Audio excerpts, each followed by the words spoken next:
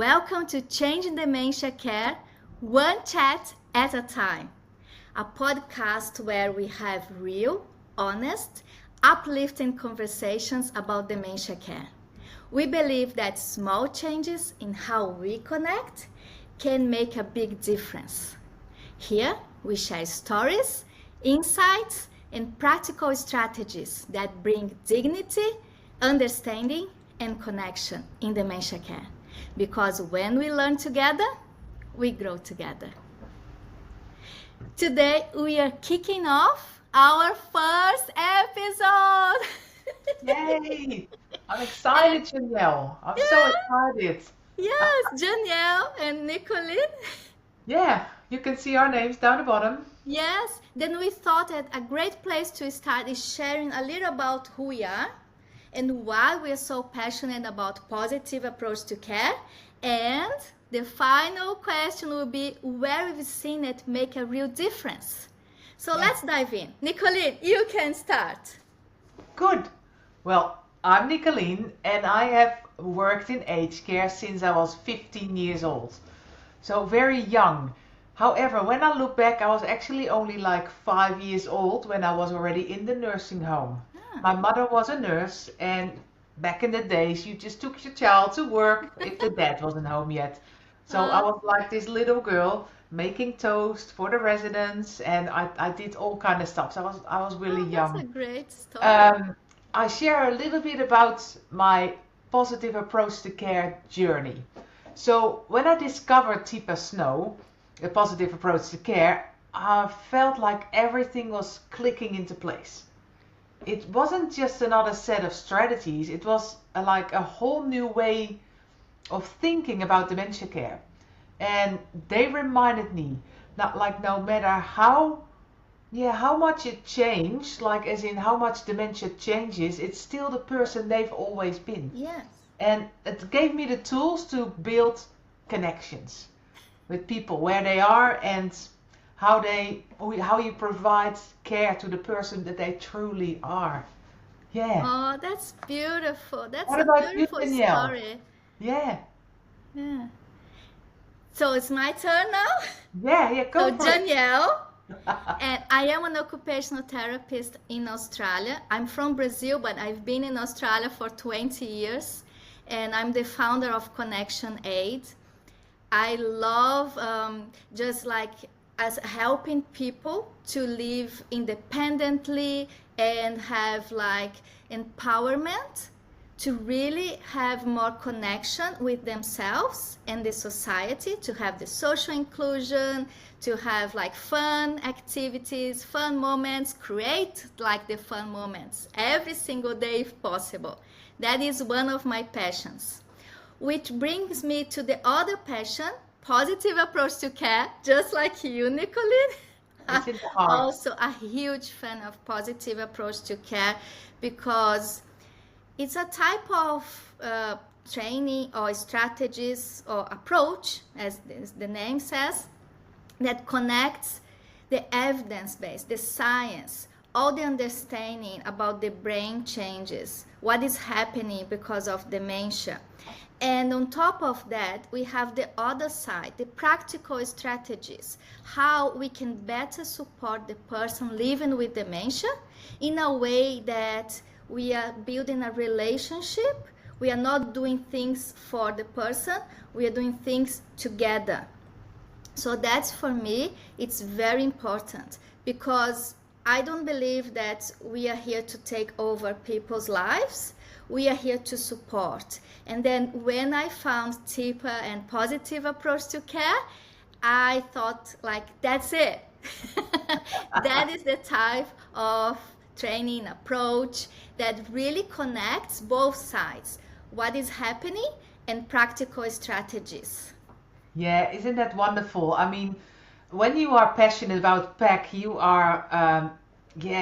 are a leader in something, and like a lead by example. And it's been an incredible journey, and I feel so grateful to be part of that community with you. I mean, like, there's not a lot of people in Australia that are, PEC designated or PEC mentors or PEC trainers. but it is coming. We're Yes. not the only two. There is more. There is more, and it's growing. It's gonna be a It is ripple effect. growing, and we can support each other because we are here for people living with dementia and for families and for all care partners, professionals, care staff in residential care facilities or in the community. I think that is the most important thing. Yeah. That's why we use PAC as our toolbox, but to deliver the best care and support that we can, either in the community or in residential care facilities. That's so true. Hey, I'm also very curious, Janelle. Do you have an experience where you can see that PAC made a difference? Yes, I do have I have many, but I'll choose one for today. Okay, For our cool. first episode, let's start with just one. Just one. It was just in the beginning of my journey with PAC, and I wasn't sure yet how powerful the practical strategies would be. And there was one time I was in this residential care facility working as an occupational therapist in the dementia unit. And the care staff called me because one lady, she was in the bathroom, she needed assistance for personal care, but she was not allowing anyone to go inside the bathroom. She was screaming, she was very distressed, and they didn't know what to do. And they heard about me doing the training, positive approach to care, and they came and said, Janelle, please help us. I went there, and instead of having, of course I had the agenda, as Tifa says, we have the agenda, but don't start with the agenda to help her with personal care in the bathroom. She really needed that assistance, that support. The thing I started with was just like, I said my name, I introduced myself, I knocked on the door, then she opened a little bit, a jar. Then I said, I'm Janelle. Then I mentioned her name, hi. I said her name. And then she started complaining that everyone was knocking on the door. No one would leave her alone. Uh-huh. And then I was like, yes, you are right. That is so frustrating, having people all the time coming and knocking on the door. I'm so sorry. And then because of that, like I introduced myself, I used her name, I agreed with her that would be very frustrating to have people all the time knocking on the bathroom's door. She opened the door and she let me in. Once I was inside, I could see that she really needed help. But again, the agenda in the back pocket. In the pocket. I asked her if I could wash my hands. So the sink was there, and I didn't mention that she needed anything. I told her that I needed, if I could, use her bathroom to wash my hands. As soon as she said yes, I mentioned about the water temperature. And I asked for her to check the water temperature for me. Because she could help me to check if it was too hot, too cold. Once she checked, she saw the hands, and then she started washing the hands.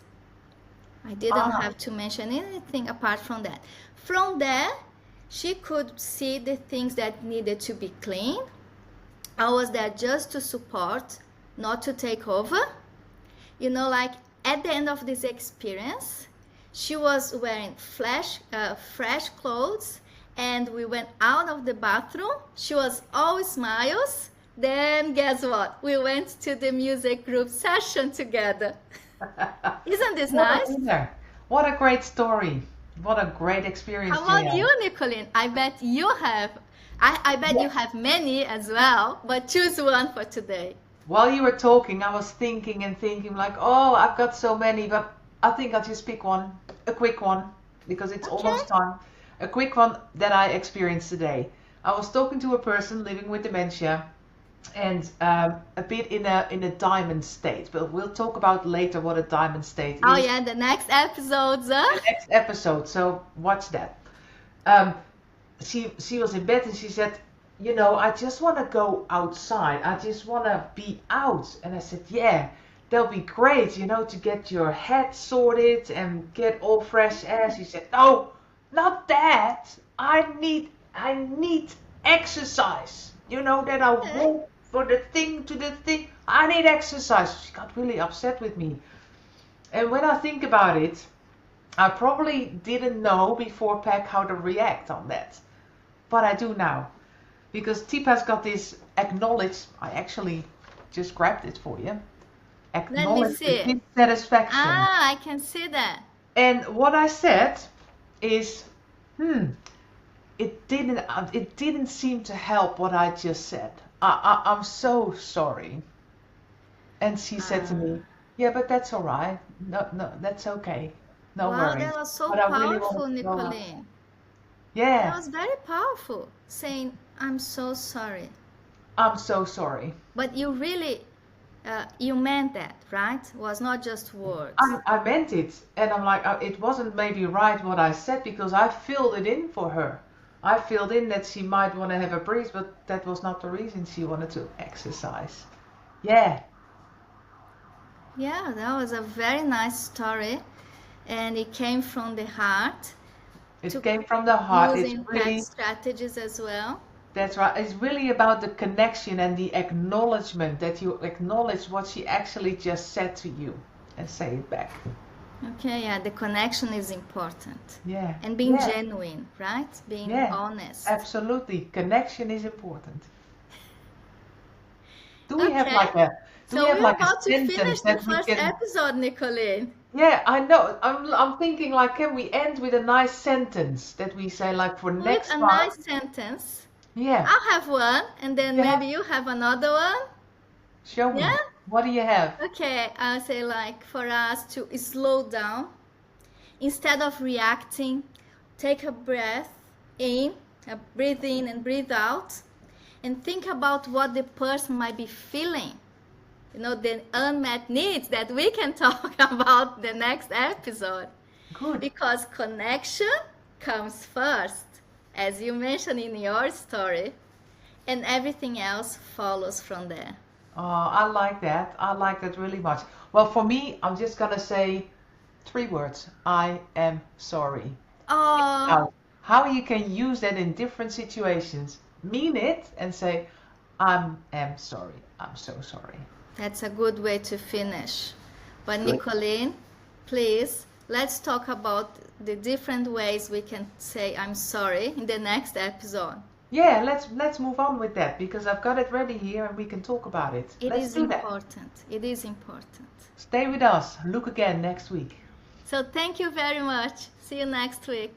Bye everyone. Bye. Bye y'all.